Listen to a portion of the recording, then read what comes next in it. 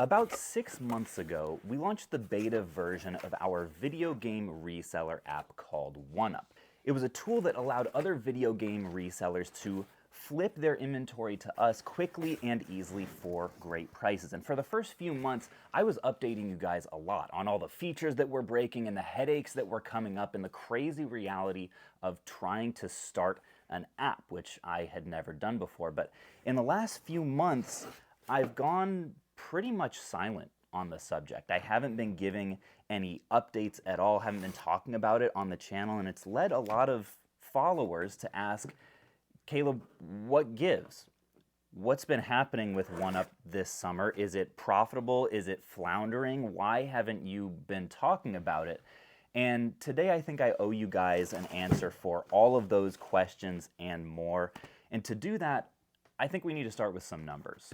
One of the questions people have been most interested in who have been following along on this journey is how has OneUp, the software, actually impacted our inventory acquisitions? Because before we had this, we actually had an old clunky spreadsheet system that we called the buy list that did a similar thing. It allowed people to wholesale inventory to us. We had that going for multiple months before OneUp was even in beta.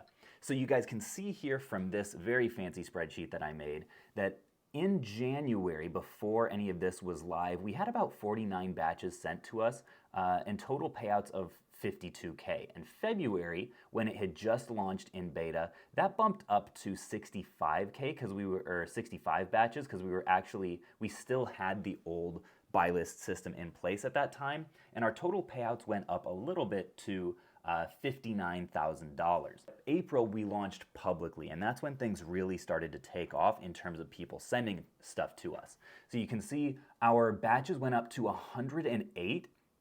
Total payouts were 92,000, and from there it just keeps going up. We've got, well, actually no it doesn't. The batches actually went down for 2 months.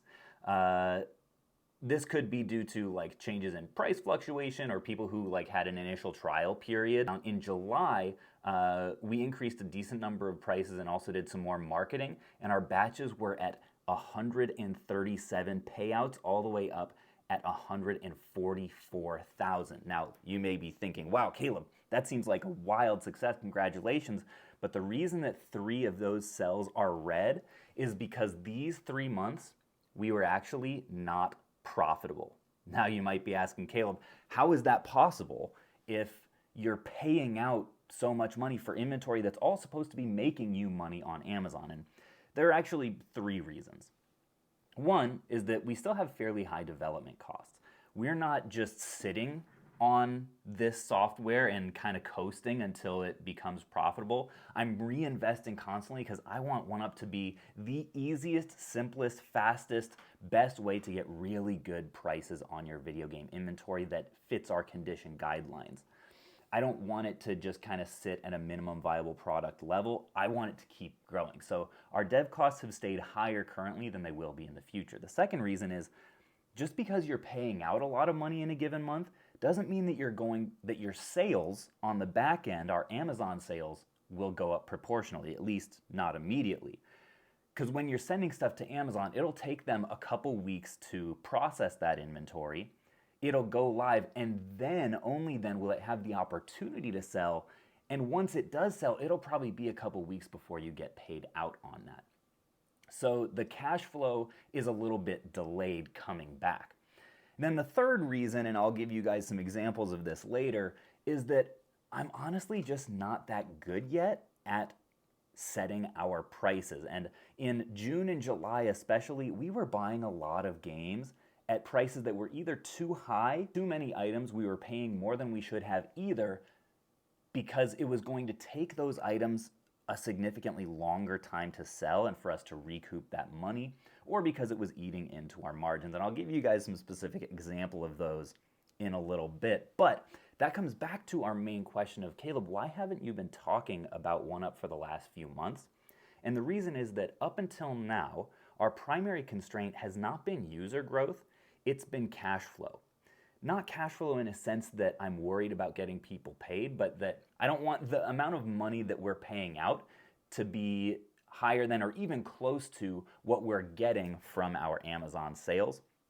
So I decided to pump the brakes for a few months on the marketing because I didn't want people just all rushing in and us not being able to pay people out as fast as we have been, because that's a huge thing that people love about OneUp is that we pay the same week that we get stuff delivered. I didn't want that to be impacted at all, and our payouts were increasing without me really talking about it anyway, whether that be from word of mouth or current users just starting to use it more and to buy stuff specifically to sell to us, which I know was a part of the equation as well. But let me take you guys back downstairs and I'll show you guys a couple examples of how my bad decisions directly impacted our bottom line and actually made us unprofitable for a few months. Now folks, I'm super excited to tell you the kinds of features that we've been putting that development money into this summer. But first I want to tell you about 3 different kinds of pricing sins that I committed this summer, which contributed to a few unprofitable months, if I'm being honest. The first one, you can see right down here, I've got them laid out on the table. The first one is this bad boy right here, which is just not being careful enough about sales velocity, right? So this bad boy, we were buying this for like $19 or something. I didn't do my due diligence to check that people couldn't get this game cheaper on GameStop and just flip it immediately to us. And 2, I didn't do enough diligence with checking the sales velocity history on Amazon, not realizing that we can only sell like 2 to 3 copies of this bad boy per month. You may ask, Caleb, when you realized it halfway through the month, why didn't you just lower the price then and get fewer copies, or just stop buying it altogether? And the reason is that we have sort of this unspoken agreement with all of our users that we only update prices once a month, because people make buying decisions based on what they know our price is going to be for the rest of the month. And I didn't want all of our users to get stuck with a bunch of copies of these that they could no longer flip to us. But the consequence of that unspoken agreement, if you'll follow me over here, is sometimes we have to put stacks of games onto our shelf of shame over here, which means that we end up with quite a number of extra copies of WWE 2K16, and this doesn't even count. We probably have double this amount in Amazon right now. They're going to take so long to sell, we may not be able to send these copies in for the next year or more. And each one of these, and every one that's in Amazon, is $19 that we spent to one of our users that it doesn't even have a chance of coming back anytime soon. So that's definitely harmful for cash flow. The second kind of sin that I committed was not being, I guess, conservative enough, not being suspicious enough of potential price drops. And you guys know, if you are at all in the video game flipping community, that this game has taken a significant hit over the summer because of the release of the new NCAA football 24 or whatever it is. Unfortunately, I kept our price. I lowered it. We were paying super good, like all through the spring, like, I don't know, $85, maybe up to $100 for this game. I knew the news that this thing was coming out, but I only lowered our price to like $50. And we had tons of people as the price was just plummeting, just hitting that price. And we ended up having to sell most of them at or just below cost. So we lost money on some copies. The price has kind of fluctuated since then. We've still got maybe like 40 or so in stock that we're making a little bit of money on them as they slowly trickle out. But that's another one that when you're just breaking even or when you're losing money on every copy you sell, also will hurt your cash flow. And the third type was just not being quick enough to adjust our prices once we got a significant spike of people sending us a certain game. Mario Kart 64, we were paying $49 for the longest time, especially when we had fewer users, because we can get really good margins, we just can't get them all the time through our Amazon listing. So we'll kind of wait. We were waiting until like the price would kind of go back up, and then we would sell a good number of copies, and then more people would come on, and the price goes down. One thing I've realized is managing pricing on 1,000+ items that have fluctuations based on market dynamics and seasonality and the number of copies that we're getting is kind of a full-time job in itself. But anyways, we were getting in a lot more copies of this game than we were selling each month, and I was too slow to lower the price because I was just like, we'll lower it a couple bucks and get fewer copies. But we operated at a deficit, buying a good number more copies of this game and also a couple others like Super Mario 64. There were some GBA games as well.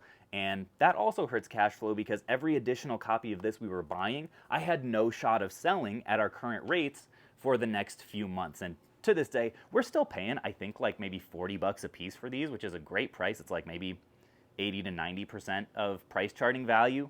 But we're not paying over price charting anymore because we're just fully stocked. We may end up raising the price again if we get low, or especially heading into Q4. But let me bring you guys up to speed finally on what the heck have we been working on? Why has development still been so expensive? And what's changing here in August going into September?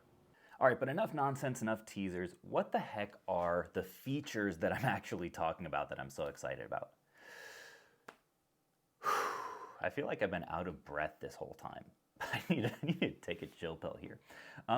So the first change that we've made in the last few months or so, I think since we spoke, is I've started releasing a monthly, like basically newsletter. I realized recently it's essentially a newsletter for all of our subscribed users that basically tells people what our prices are doing each month and also any feature updates and stuff. But it's just fun to like put little jokes in there and little updates about what's happening, or like if something funny happened in the month. That I've been really enjoying. The second big change is payout types. We used to only be able to pay people through PayPal, but now people can select whether they want to be paid through e-checks or PayPal goods and services, which for a lot of our users cuts out the fees that you have to pay through PayPal, but also still allows all of our Canadian users to get paid through PayPal because that's the best way for them. So pretty happy with our solution for that. The next thing is we're now taking a few disc-only games. This happened just this last month. We're paying really solid prices for Wii Sports Resort, Super Mario Wii, and what's the last one? Mario Kart Wii. I didn't think we'd really be able to offer prices on disc-only games, but now we can on those 4 titles that are some of the most common that you will ever find just like loose in a flea market Wii. Now, when I tell you guys that there's been one feature that since the launch of this software has been an absolute thorn in my side, I mean it. That feature is Scan. Getting barcodes to scan on a web app, not a native app, but a web app through your phone is just really freaking hard, as it turns out. But just this month in August, we implemented a new solution that on our end is a lot more expensive, but so far we've had really good feedback on. It seems like finally people are actually able to scan their games and add them to batches, add them to lots across devices quickly and efficiently. You can even, with this software, you can put multiple barcodes in the frame and scan them all at one time. It's kind of crazy. Just really happy with the fact that barcode scan actually works now, and I'm really happy to give you guys that update. And the last one that I'm willing to say, because I think statistically at this point, probably only 30 to 40% of the people who clicked on this video are still watching. I'll let you guys know that OneUp is now free.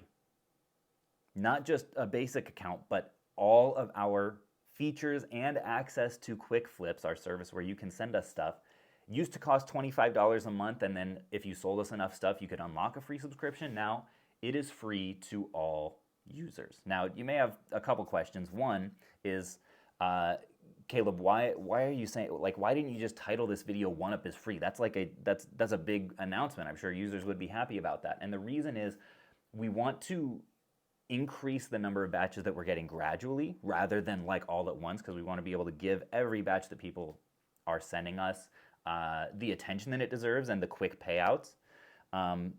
So we're rolling it out. We're announcing it pretty gradually. Last week, all of our current users got an email about it, that if they had a free account, it's now upgraded for free. And if you had a paid account, you aren't going to be charged anymore. You don't have to worry about when your like free subscription is expiring and things like that. We told our users last week 30 to 40% of ReNXP sale viewers this week, and I probably won't mention it on the main channel till like maybe September, I would guess, because we're looking for that kind of slow and steady growth rather than an explosion all at once, because that can cause just logistical and infrastructure issues.